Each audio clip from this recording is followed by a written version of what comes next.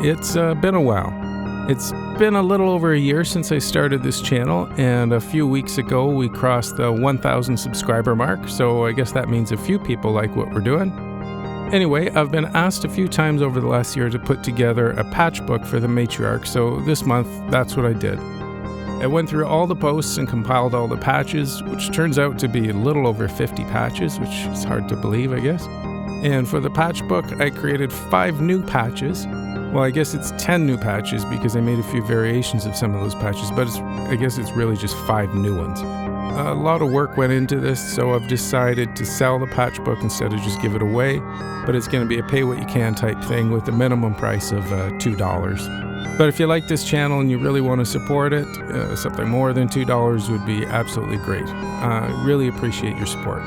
Now, I want to remind you that I do usually post patch diagrams for all the YouTube videos on my website, so you may already have these diagrams, or you may want to just keep visiting my website and downloading them for free. But for those of you that would like them all in a cleaned up PDF format, all in one place, that's formatted to 8.5 by 14 US legal pages if you want to print them, or you'd like the 5 exclusive patches, or you'd just like to support my work, please buy the patchbook. I've made walkthrough videos for the new patchbook exclusive patches that will be available only to the people who buy the patchbook.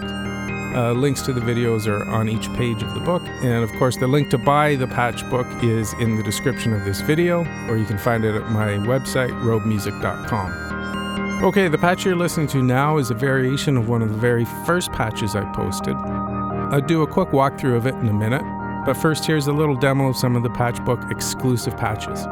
Thanks for watching.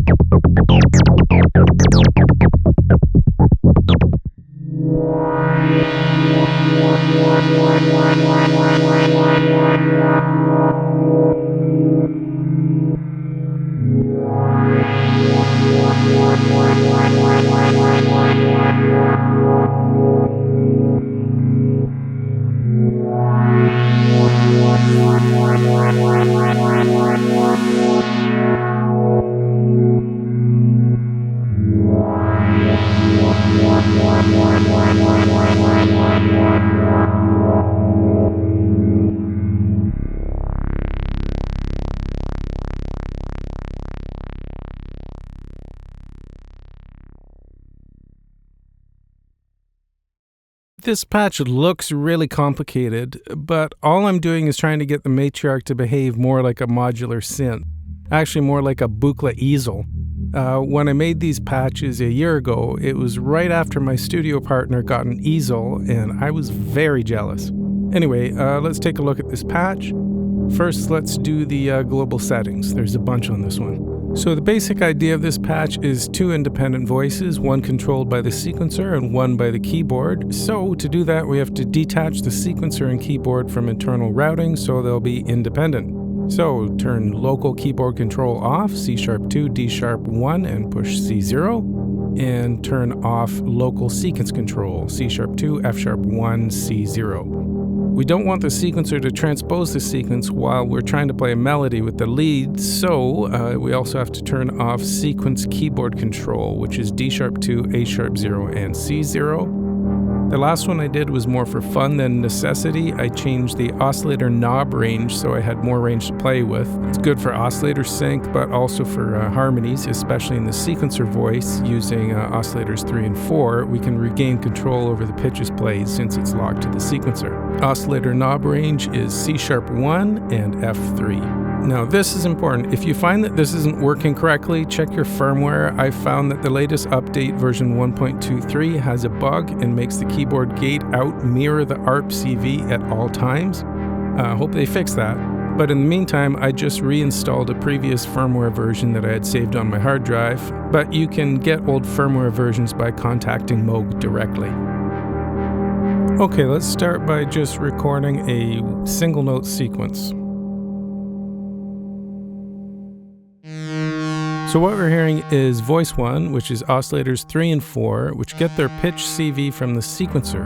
A wave out of both oscillators to a passive mixer to VCF2 in. You could patch both wave outs to this malt and into the filter in, but then no balance control, obviously.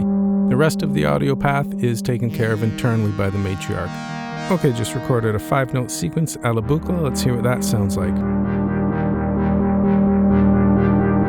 Well, that sounds beautiful. Okay, so here's my little Splix passive mixer. Let's turn off the delay so we can hear it better. And this is just acting as a balance control between oscillators 3 and 4. And with oscillator knob range increased, you can hear I really have a large range to play with. So although the sequencer is locked to the recorded pitch, I could harmonize it and see if I can get a 5th. I can of course change oscillators 3 pitch too if I wanted. That's why I chose oscillators 3 and 4 for this voice. Here's a 5th. Cool. Now with the knob increase, where this really comes in handy is with oscillator sync. Much bigger range.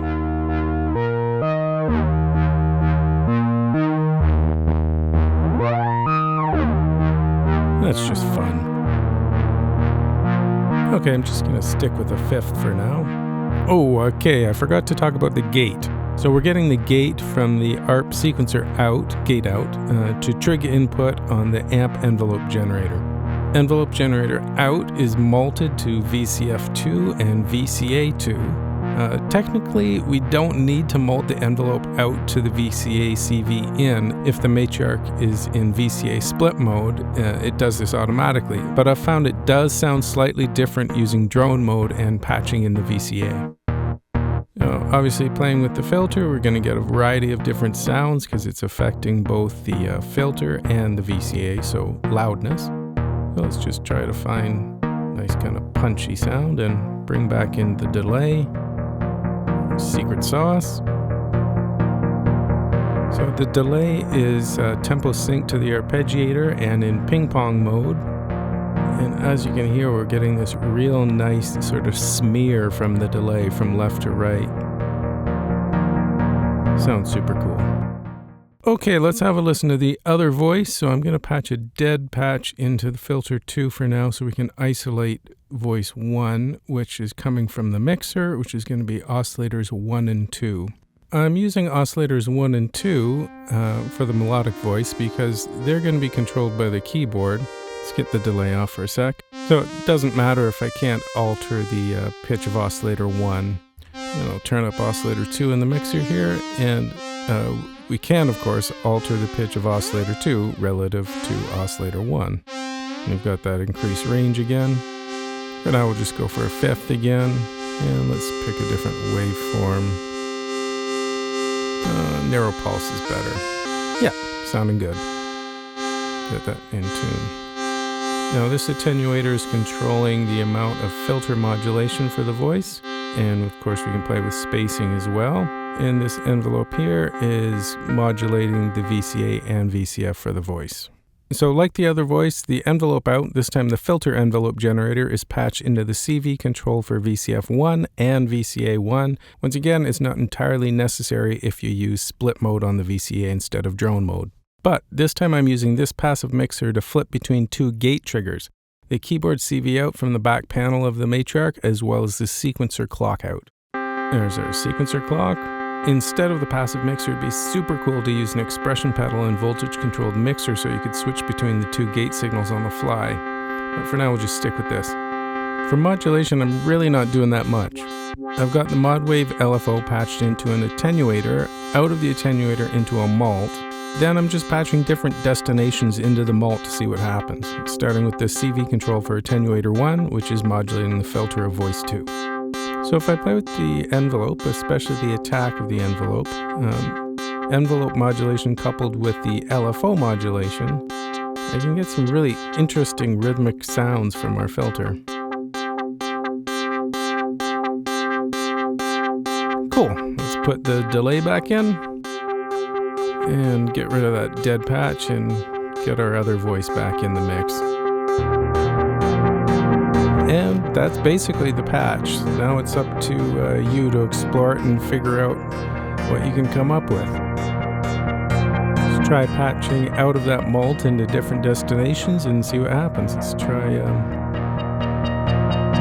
some linear FM. And maybe if we sync that oscillator.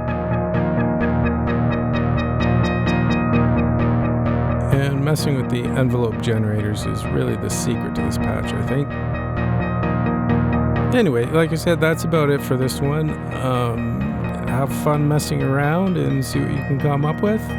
Thanks very much for watching.